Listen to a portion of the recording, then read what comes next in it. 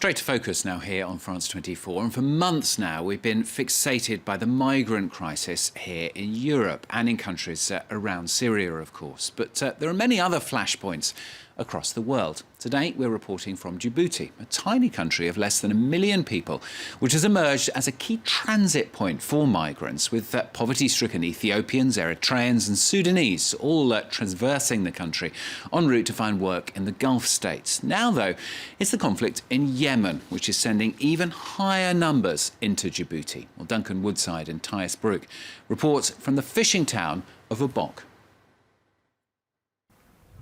Obock, at first sight, an idyllic fishing town, but also a refuge for over 2,000 Yemeni people. Among them, Ali. He fled his home in Aden, Yemen's second city, in August last year.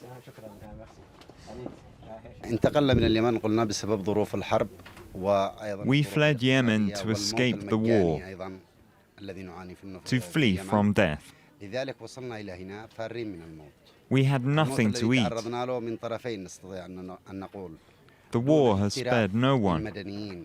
Children, women, all the families were forced to flee.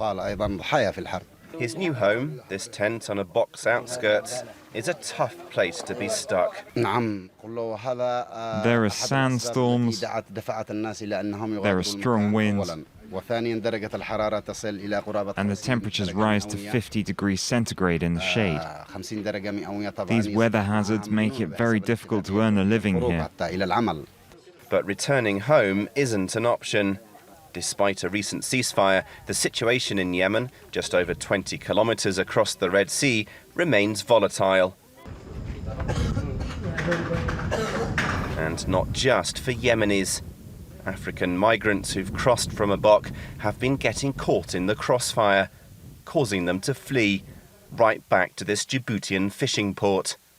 The International Organization for Migration has set up a transit camp for returnees, including Saeed, a 25-year-old Ethiopian.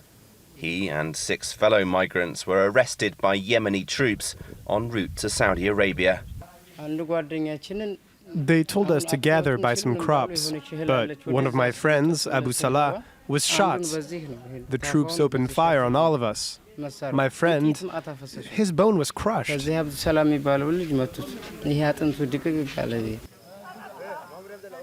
Saeed was held in prison for over 3 months, but he's finally on his way home. Present. He's one of 87 Ethiopians being repatriated voluntarily tonight, in his case, for good. I would rather use my God-given energy to help my brothers at home. I wouldn't leave my country again. I'll advise Ethiopians not to try to go, because I've seen the misery myself.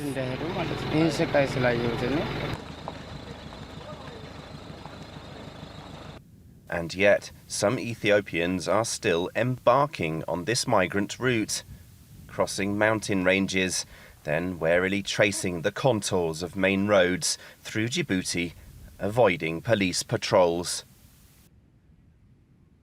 This group has just arrived in Obock, intending to cross the Red Sea to find work in Saudi Arabia. Fetoum is banking that they'll succeed. He's done it before, he says. I was working every day. I looked after goats as a daily labourer, and I harvested crops. The women normally find housework. The plan is to improve our lives a little and eventually return home. Fetoum and his friends appear relaxed, despite the dangers ahead. They'll lie low, hoping to persuade local fishermen to ferry them by night.